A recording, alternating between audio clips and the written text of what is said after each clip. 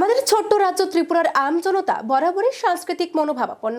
তারই দৃষ্টান্ত রেখে রামপ্রসাদ পালের নেতৃত্বে বিবেকানন্দ জন্মজয়ন্তী উপলক্ষে এক বিশাল বাইক র্যালির আয়োজন করা হয়।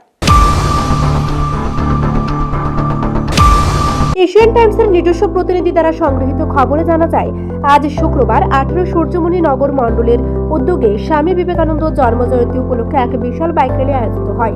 18 সূর্যমণি নগর বিজেপি মণ্ডল অফিসের উদ্যোগে এই বাইক র্যালির আয়োজন করা হয়। উক্ত বাইক র্যালির শুভারম্ভ হয় আমতলী বাইপাস সংলগ্ন মণ্ডল অফিস থেকে এবং চৌমুহনী বাজার পর্যন্ত গিয়ে র্যালি সমাপ্ত হয়ে থাকে। আরও জানা যায়, উপস্থিত ছিলেন সূর্যমণি নগর বিধানসভার বিধায়ক এবং বিধানসভার উপাধ্যক্ষ রামপ্রসাদ পাল মহোদয়। আরও ছিলেন মণ্ডল সভাপতি মান্তু দেবনাথ সহ এলাকার অন্যান্য ব্যক্তিত্বরা।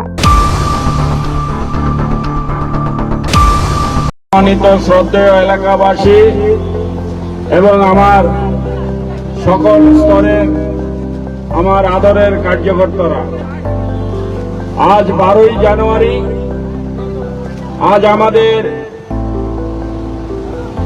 স্বামী বিবেকানন্দের জন্মজয়ন্তী। আমরা আজকে এই 12 জানুয়ারি স্বামী বিবেকানন্দের এই জন্মদিনকে আমরা যুব দিবস হিসেবে আমরা পালন করে থাকি।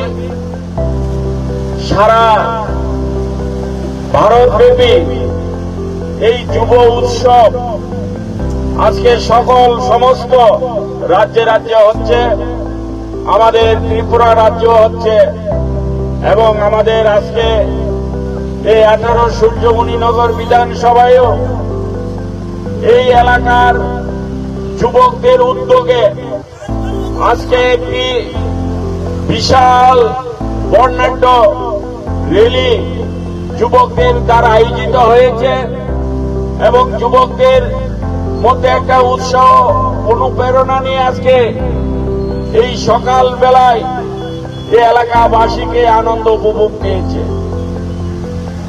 আমরা জানি যে স্বামী বিবেকানন্দই হচ্ছে আমাদের যুব চেতনা, যুবকদের আদর্শ।